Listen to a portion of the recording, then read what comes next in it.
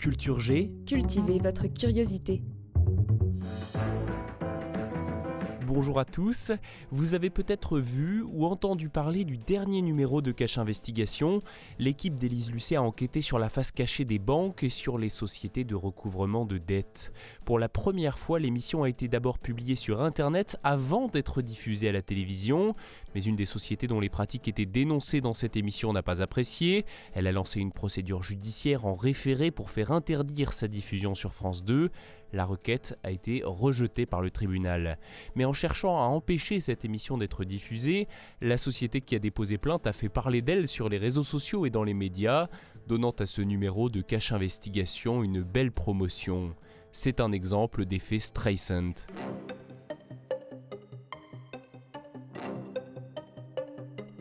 L'effet Streisand, c'est ce phénomène médiatique et social au cours duquel la volonté d'empêcher la divulgation d'informations déclenche le résultat opposé.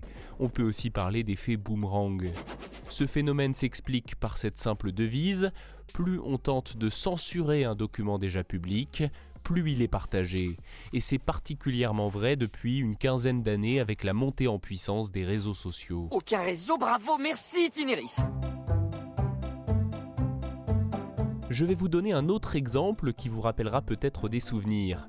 En septembre 2013, le président de la République, François Hollande, est en déplacement dans une école. Un journaliste de l'agence France Presse prend des photographies, des photos rapidement mises en ligne.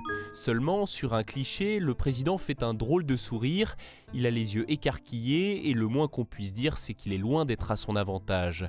La photo est donc rapidement supprimée et l'AFP, qui vend ses contenus à d'autres médias, demande qu'elle ne soit pas publiée. Effet Streisand, la photo en question devient virale. Quoi qu'il arrive, quoi qu'il se passe, vous êtes content.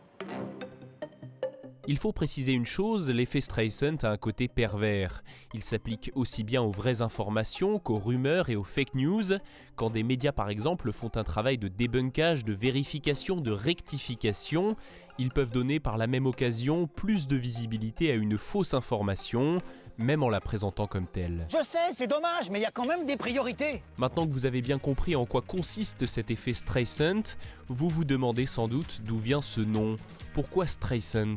Eh bien, c'est en rapport avec la célèbre chanteuse et actrice américaine Barbra Streisand. En 2003, elle a poursuivi en justice l'auteur d'une photo aérienne de son domaine privé. On y voit simplement, perché sur une falaise au-dessus d'une plage paradisiaque, une magnifique maison avec piscine. Ce cliché, publié sur le site pictopia.com, faisait partie d'une série de photos sur l'érosion du littoral californien. Alors que cette photo n'aurait certainement pas intéressé grand monde, la plainte de Barbra Streisand l'a popularisée. Elle a été consultée sur le site par plus de 400 000 personnes dans le mois qui a suivi, donnant ainsi son nom à cet effet boomerang. Si vous me le permettez, je voudrais vous raconter une dernière histoire. Elle concerne les services de renseignement français qui ont aussi été piégés par cet effet Streisand. En 2013, la DCRI, qui prendra plus tard le nom de DGSI, c'est-à-dire la Direction Générale de la Sécurité Intérieure, fait pression sur un Français, contributeur bénévole de Wikipédia et disposant de droits administrateurs. Elle demande qu'une page soit supprimée.